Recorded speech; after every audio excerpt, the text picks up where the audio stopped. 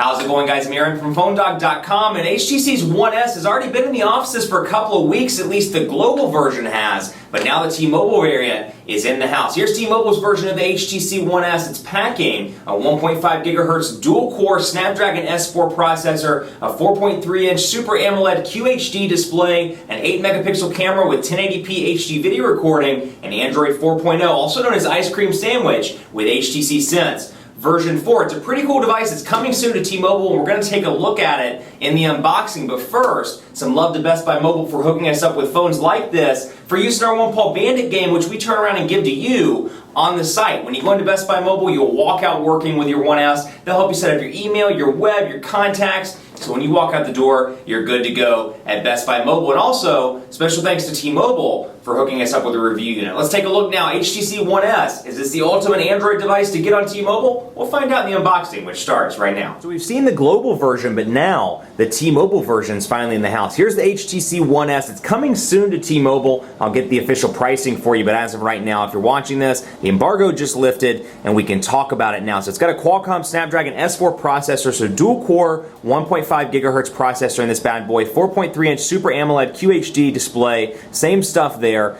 and then you've got 16 gigabytes of internal storage, 7.99 millimeters thin Beats audio, 8 megapixel camera with 1080p HD video recording, and of course Android 4.0 with Android 4.0 known as Ice Cream Sandwich, I should say, with HTC Sense version 4. But let's get a listen at this sticker and see if it has appeal to it.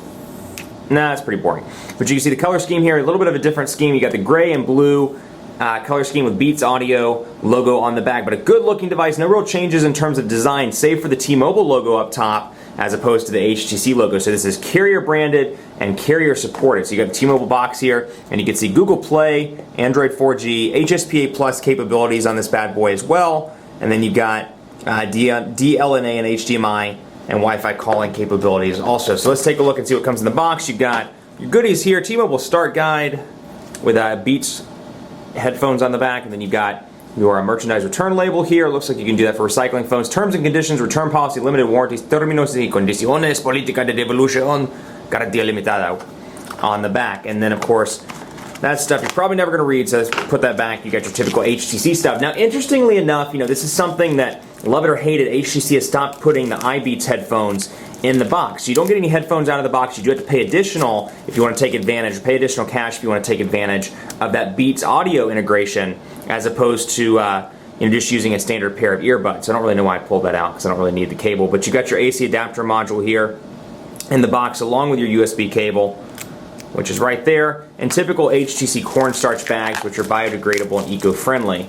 So no real changes to what comes pre-installed, or what comes out of the box, rather, in this device. So like I said, though, it's still kind of frustrating that you don't get the headphones, considering it is a Beats device. The least they could do is put in some Beats headphones, the cheap iBeats ones, although that obviously raises the price of the device, and that could be the reasoning why HTC didn't include it. So you've got your 1,650 milliamp hour battery pre-installed, and then you've got your little thing here, your little removable door with your SIM card right there, and then you've got your camera right there. Now, interestingly enough, let's take a look here. It is a micro SIM card, just like the international version. So it is micro SIM that will be taken there. So make sure to get your T-Mobile micro SIM if you're upgrading to this device, or you are migrating over to this in full retail. Make sure you get a micro SIM card. So you got on the right side volume rocker, on your left side micro USB charging port, 3.5 millimeter headphone jack up top, and you got your power button up here as well, with your 8 megapixel camera with flash on the back and a nice HTC logo. So no real differences in terms of design. Obviously a little bit of a different color scheme here.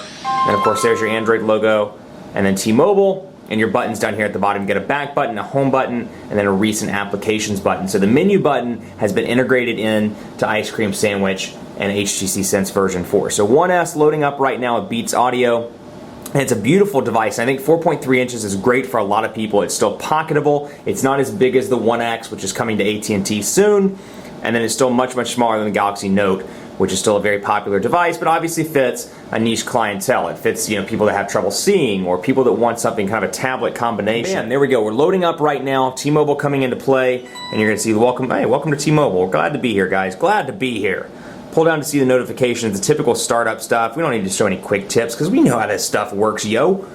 We'll take a look here, and you've got kind of the same setup. 7 home screens here, and you can see that the little bar is shifting around as I shift between these home screens. I'm going to go ahead and come in here and kick the brightness up a little bit while we're talking about this. Same shortcuts here. You got Play Store up here, your menu button, your search button, all up there at the top, along with frequent and downloads here at the bottom, so you can easily access those applications that mean the most to you. So we'll come over here and take a look, settings, and let's turn up the brightness. And you can see same kind of settings look here, a little bit different than stock ice cream sandwich, but the same as the One X and the One S that we've already reviewed, the global versions of both devices. So we'll come into display, let's kick up that brightness here so we can really see it and take advantage of that Super AMOLED QHD display. So you can see same icons here, same look and feel, T-Mobile network indicator, clear in settings of course, and you got your text messaging as well. So I can come in here and add text. You can see the HTC Sense keyboard has changed a little bit. We've got a little tutorial there if we want to choose on how to quickly enter text, but I can say the quick brown fox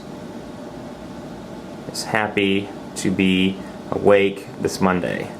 Quick brown fox is happy to be awake this Monday. And then of course I have voice settings as well, which is a slight connection problem. For whatever reason, my data hasn't come in just yet. This is an HSPA Plus device, so you can take advantage of T-Mobile's 4G, or what they refer to as 4G network speeds. You can see the recent apps here. No real changes. It is still Sense 4. And then out of the gate, you get some new applications, of course, since it's a T-Mobile branded device. 411 and more. You get Amazon pre-installed, Dropbox, you get GameBase, and then of course the Google integration, which we talked about before, Google Plus and Google Plus Messenger. But you get Lookout Security, T-Mobile Mobile Hotspot, More For Me, My T-Mobile, and then T-Mobile Name ID, T-Mobile TV, T-Mobile Mall, Visual Voicemail, Where's My Water, and then Zenio, and then of course Polaris Office and Slacker, and some of these applications that come with other devices out of the gate. But let's go and take a look here, apps for example, and I want to see no apps downloaded, so it looks like, just throwing it out there, it looks like I can't actually uninstall most of the T-Mobile stuff. So keep that in mind. The T-Mobile bloatware is unable to be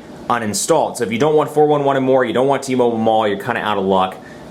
They've got to stay on the device. So you got your dock here. Again, no real changes. I can pull these little shortcuts out of the dock and customize it with what I see as most important to me. And of course, the lock screen is very similar as well. No real changes from the other Sense 4 devices, or Sense 3 for that matter. It's still the ring to unlock, swipe it up, and you're in play. And then you got your 7 home screens, which you can access by pinching, and of course probably the same widgets as well. I can press and hold and bring up my widget screen, which is very different than stock ice cream sandwich. You can see the quick look at the 7 home screens, and I have all my widgets here. I can isolate those by the widgets that mean the most to me, or I can scroll through and individually find them. When I press and hold, the ones I can't add it to turn red, and the ones that I can't add it to stay gray. So I can come in here and click current location, and bam, I'm in business with a clock on my home screen. So you can see remove and then edit. If it's an editable widget, I can come up there and edit it. We can come in there and change it to, let's say, Seattle, and we can show the full screen animation. So I can immediately change it like that without actually removing it from the home screen, which is a nice little touch there. Let's take a look. I would take a look at Phone Dog, but actually the data is not coming in for whatever reason. So we'll take a look here quickly at the call, or the dial widget here. So you can see dial application, you got phone contacts, groups, and call history down here in the bottom. You can easily press and hold and swipe between those. Of course, that 1.5 gigahertz dual-core Snapdragon S4 processor doing a great job in terms of speed. So it's a good looking device. Excited to see this bad boy on T-Mobile, so stay tuned for more coverage of the T-Mobile branded version of the HTC One S on PhoneDog.com. Be sure to like us on Facebook, Facebook.com/PhoneDog. We're always giving away cool stuff. We're just cool to hang out with, so check out the page, Facebook.com/PhoneDog, and on Google at gplus.to/PhoneDog. Hit me up on Twitter as well, PhoneDog_Aaron. Let me know if you're going to get this device, or if you're stuck on another device, maybe the Amaze 4G or the Galaxy S2 on T-Mobile, and you think that one